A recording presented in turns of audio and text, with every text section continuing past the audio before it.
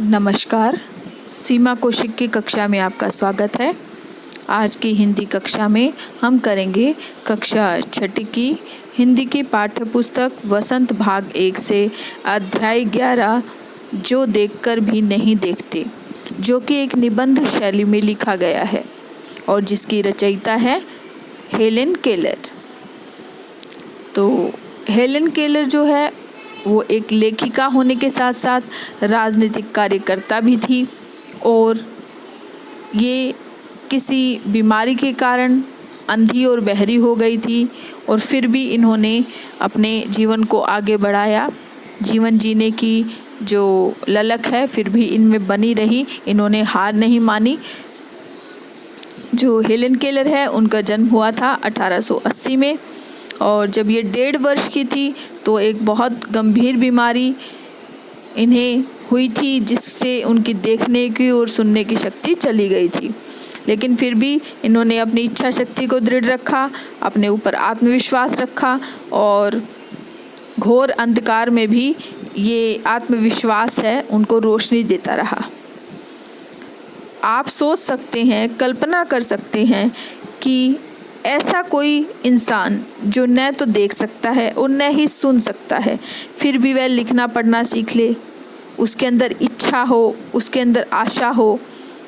और Helen Keller में भी यही प्रतिभा थी और उन्होंने अपने कॉलेज के दिनों में अपनी आत्मकथा स्टोरी ऑफ लाइफ में लिखा है कि मुझे तो ये याद नहीं कि ऐसा कैसे हुआ, लेकिन ऐसा लगता था कि रात कभी ख़त्म क्यों नहीं होती और सुबह क्यों नहीं आती, क्योंकि उनकी आंखों के आगे अंधेरा रहता था।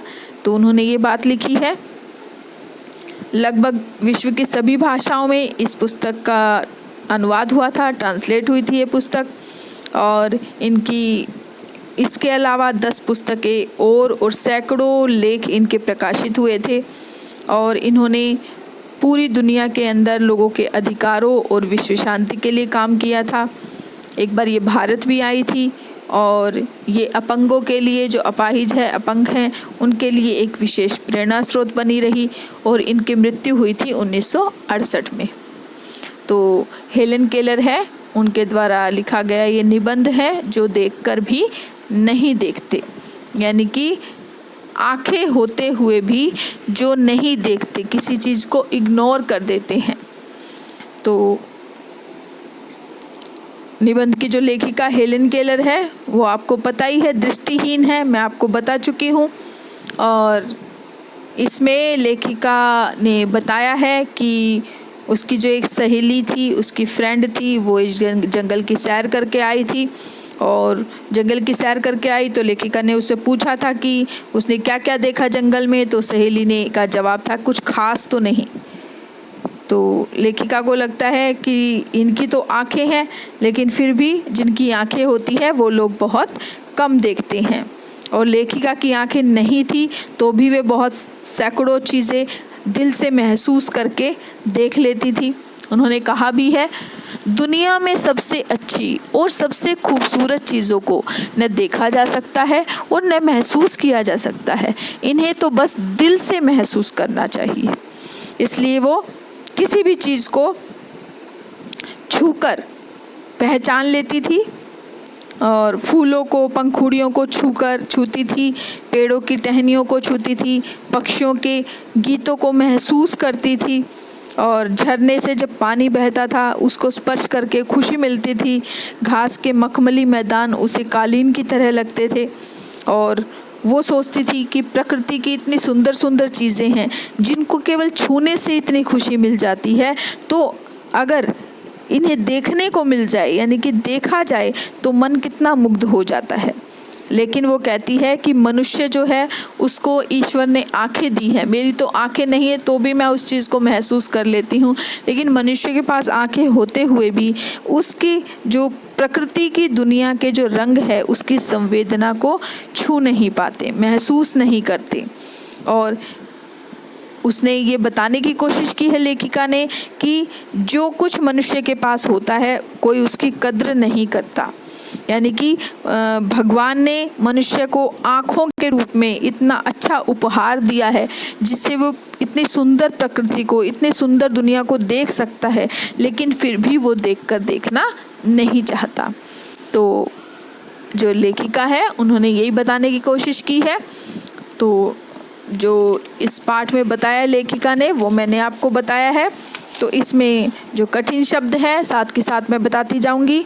अब हम इसको डिटेल में पढ़ेंगे अच्छी प्रकार से पाठ को, एक एक लाइन को। तो आप अपने शब्दों के अर्थ भी नोट करते जाइए ताकि आपको समझ आ जाए अच्छी प्रकार से। जो देखकर भी नहीं देखते, कभी कभी मैं अपने मित्रों की परीक्षा लेती हूँ, यह परखने के लिए कि वह क्या देखते हैं। परखना का मतलब होता है जानकारी लेना, जानकारी प्राप्त करना। हाल ही में मेरी एक प्रिय मित्र जंगल की सैर करने के बाद वापस लौटी तो मैंने उनसे पूछा, आपने क्या क्या देखा। यानी कि जंगल की सैर करना, यानी कि जंगल घूम कर लौटी थी, जंगल में घूमकर जंगल का भ्रमण करके लौटी थी। कुछ खास तो नहीं, उनका जवाब था। मुझे बहुत अचरज हुआ, अचरज यानी कि आश्चर्य, अचंभा, क्योंकि मैं अब इस तरह के उत्तरों की आदी हो चुकी हूँ। आदी का मतलब होता है अभ्यस्त, अभ्यस्त यानी कि लेखिका को ऐसे उत्तरों की आदत पड़ चुकी है।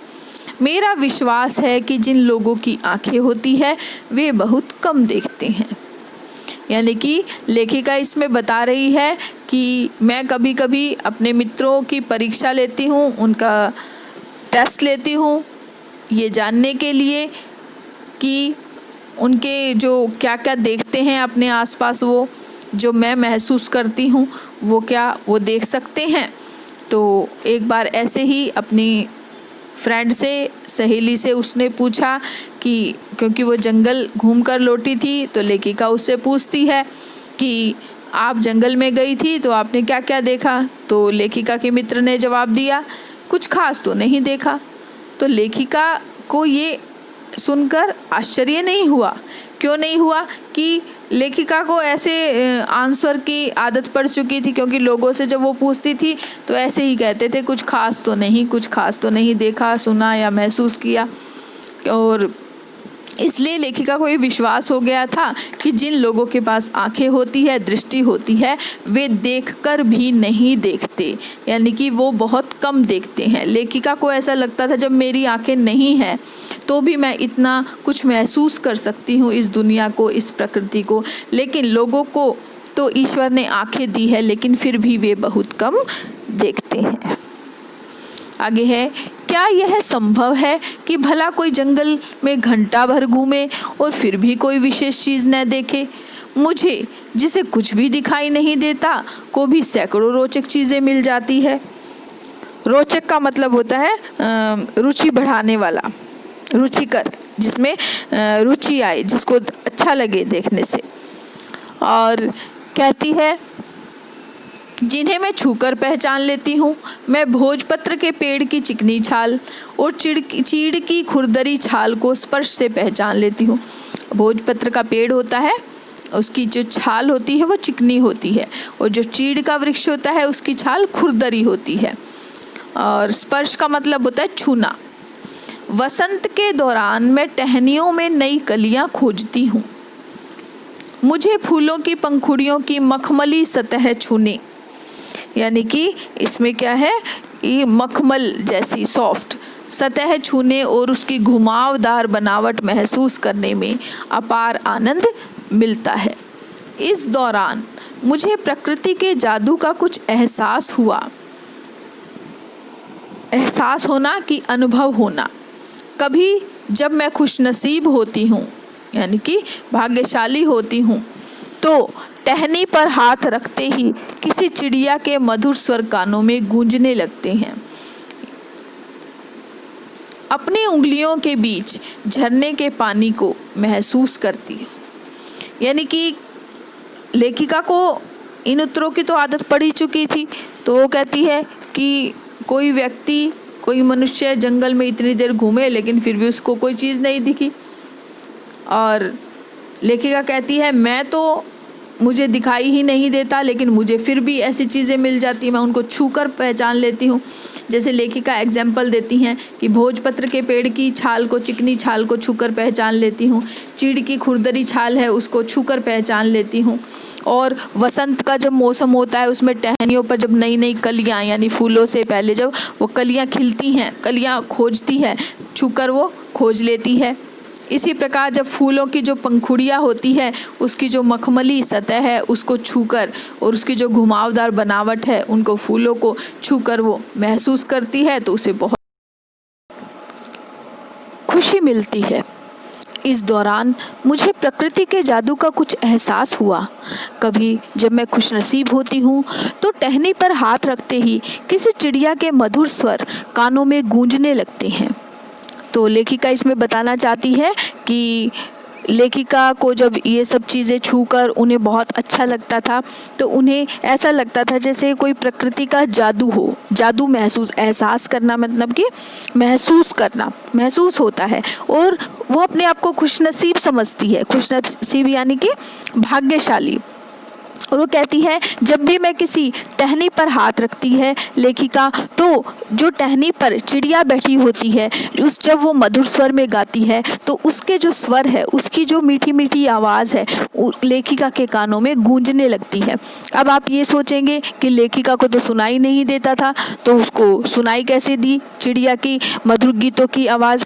तो टहनी पर जैसे हम देखते हैं ना, कहीं भी अगर किसी को सुनाई ना दे लेकिन कहीं भी कोई आवाज़, जैसे कि हमारा जो फ़ोन होता है वो वाइब्रेशन, जब उसमें अगर रिंगटोन नहीं होती तो हम वाइब्रेशन से हमें पता चल जाता है कि इसमें कुछ हो रहा है। उसी प्रकार जब टहनी पर चिड़िया बैठकर गाना गा रही थी तो लेखिका को उस कंपन से, उस वाइब्रेशन से लेखिका को महसूस होता था। उसके स्वरों के बारे में लेखिका को एहसास कर पाती थी, उसके मीठे स्वरों का। उसी के बारे में लेखिका बात करती है। अपनी उंगलियों के बीच झरने के पानी को बहते हुए महसूस कर मैं आनंदित हो उठती हूँ। यानी कि लेखिका जब झरने के पानी में हाथ डालती है तो उंगलियों के बीच में से वो पानी निकलता है, तो लेखिका को बहुत खुशी मिलती है, बहुत खुश हो जाती है वो। मुझे चीड़ की फैली पत्तियाँ, घास का मैदान किसी भी महंगे कालीन से अधिक प्रिय है। बदलते हुए मौसम का समा मेरे जीवन में एक नया रंग और खुशियाँ भर जाता है। तो कहते हैं कि जब चीड़ की जो फैली फैली चौड़ी चौड़ी पत्तियां हैं चीड़ के पेड़ की, लेखिका महसूस करती है, और जब वो घास के मैदानों पर चलती है, पैरों से वो महसूस करती है घास के मैदानों की, तो उसे यूँ लगता है बहुत मुलायम लगते हैं। तो महंगे महंगे जो कालीन होते हैं वो मुलायम होते हैं, लेकिन उन महंगे कालीनों से भी अच्छे वो जो प्राकृतिक सौंदर्य है वो लेखिका को लगता है। तो जो मौसम बदलता है, तो जब वो जो नज़ारा होता है, यानी कि समा यानी कि वातावरण, माहौल, तो बदलते हुए मौसम का जो वातावरण है वो लेखिका के जीवन में नए नए रंग, नई नई खुशियाँ भरकर चला जाता है। यानी कि मौसम आता है, हरियाली आती है, तो लेखिका को बहुत अच्छी लगती है। कभी कभी मेरा दिल इन चीज़ों को देखने के लिए मचल उठता है। अगर मुझे इन चीज़ों को सिर्फ छूने भर से इतनी खुशी मिलती है तो उनकी सुंदरता देखकर तो मेरा मन मुग्ध ही हो जाएगा। वो कहती हैं कि इस हरियाली को, सब चीज़ों को देखने के लिए मेरा मन मचलता है। यानी लेखिका देख नहीं सकती, सुन नहीं सकती, लेकिन अंदर से उसका मन कर रहा है कि जब उसको ये लगता है कि जब मैं छूने से ही इतने मुझे खुशी मिल रही है, इन चीज़ों को मैं महसूस करके मतलब समझ सकती हूँ कि ये चीज़ें कितनी सुंदर होंगी ये चीज़ें, तो अगर मैं देख पाती तो मेरा मन तो उनके प्रति मुग्ध ही हो जाता, यानी कि मोहित ही हो जाता, आकर्षित हो जाती मैं उनकी तरफ। परंतु जिन लोगों की आंखें हैं वे सचमुच बहुत कम देखते हैं। इस दुनिया के अलग अलग सुंदर रंग उनकी संवेदना को नहीं छूते। संवेदना का अर्थ होता है सुख दुख को महसूस करने का जो गुण होता है उसको कहते हैं संवेदना। तो लेखिका कहती है कि मनुष्य जो है उसकी आंखें हैं लेकिन फिर भी वो बहुत कम देखते हैं, क्योंकि आसपास इतनी सुंदरता है लेकिन फिर भी वो उसको देखकर भी अनदेखा कर देता है। और उसके जो भावनाएं हैं, इतनी दुनिया रंग बिरंगी है, उसकी भावनाओं को, उसके मन को वो छू भी नहीं पाती वो सुंदरता। यानी कि मनुष्य को इससे कोई लेना देना नहीं है। मनुष्य अपनी क्षमताओं को कभी कद्र नहीं करता। क्षमता यानी कि मनुष्य की जो सामर्थ्य शक्ति है, जो ताकत है, यानी कि मनुष्य में जो सामर्थ्य है वो कभी उसकी कद्र नहीं करता, अपनी शक्ति की कद्र नहीं करता। यानी कि उसे भगवान ने आंखें दी है लेकिन वो कद्र नहीं करता उसकी। ये बात उनसे पूछो जिनकी आंखें नहीं है, जो सुन नहीं सकते। और हमेशा मनुष्य उस चीज़ की आस लगाए रहता है जो उसके पास नहीं है। यानी कि मनुष्य के पास जो नहीं है उसको बस छीनने की कोशिश, उसको पाने की कोशिश में लगा रहता है। ये कितने दुख की बात है कि दृष्टि के आशीर्वाद को लोग एक साधारण सी चीज़ समझते हैं। यानी कि भगवान ने एक दृष्टि, यानी कि आँखें जो है, देखने की जो क्षमता है उसको बोलते हैं दृष्टि। देखने की जो क्षमता है वो भगवान ने एक आशीर्वाद के रूप में लोगों को दी है, लेकिन मनुष्य तो इसे साधारण सामान्य सी चीज़ समझता है। हाँ, आंखें तो सबकी होती है, मेरी भी है, ये सोचता है। लेकिन जिनकी आंखें नहीं होती उसकी वैल्यू, उसका महत्व वही समझ सकते हैं। जबकि इस नियामत से जिंदगी को खुशियों के इंद्रधनुषी रंगों से हरा भरा किया जा सकता है। यानी कि नियामत यानी कि ईश्वरीय उपहार। ईश्वर ने जो उपहार दिया है, क्या उपहार दिया है? दृष्टि का उपहार। इसमें लेखिका कहते हैं जो आँख रूपी ईश्वर का उपहार है उससे लोग अपने जीवन को इंद्रधनुषी रंगों से रंगीन बना सकते हैं, लेकिन फिर भी लोग इसकी कद्र नहीं करते। तो आपको ये अच्छे से समझ आ गया होगा। इससे आपको कुछ सीखने को भी मिला होगा कि हमें जो ईश्वर ने हमें सारे अंग हमें सही सलामत रखा है, सारे अंग हमारे ठीक बनाए हैं, उसके लिए हमें ईश्वर का धन्यवाद करना चाहिए। उन चीज़ों की कद्र करनी चाहिए जो ईश्वर ने हमें दी हैं, और जो इनसे अछूते रह गए हैं, यानी कि जो जिनके पास ये चीज़ नहीं है वो उसका महत्व समझ सकती हैं। तो अब हम इसके अभ्यास के प्रश्न करेंगे। तो देखिए, पहला प्रश्न है, जिन लोगों के पास आंखें हैं वे सचमुच बहुत कम देखते हैं। हेलेन केलर को ऐसा क्यों लगता है? क्योंकि हेलेन केलर को क्यों लगता है?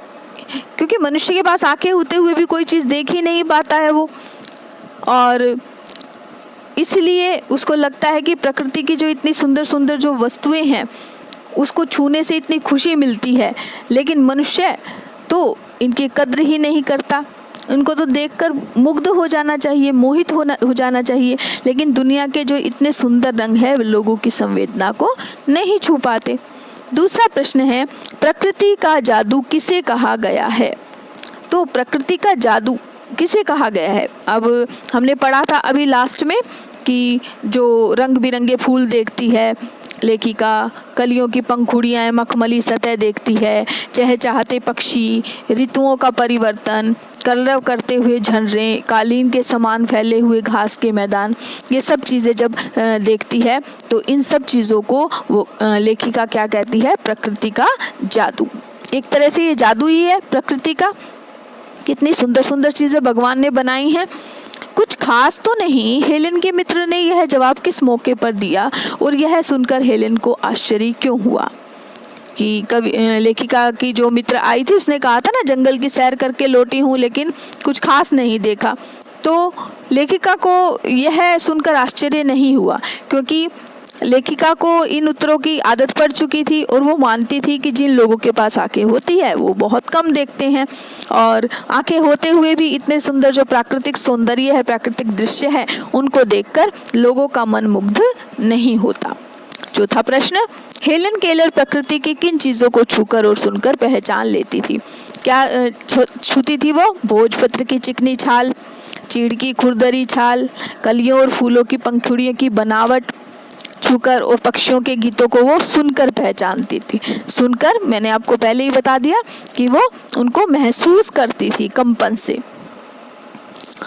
नेक्स्ट है क्वेश्चन, जबकि इस नियामत से जिंदगी को खुशियों के इंद्रधनुषी रंगों से हरा भरा किया जा सकता है, तुम्हारी नज़र में इसका क्या अर्थ हो सकता है?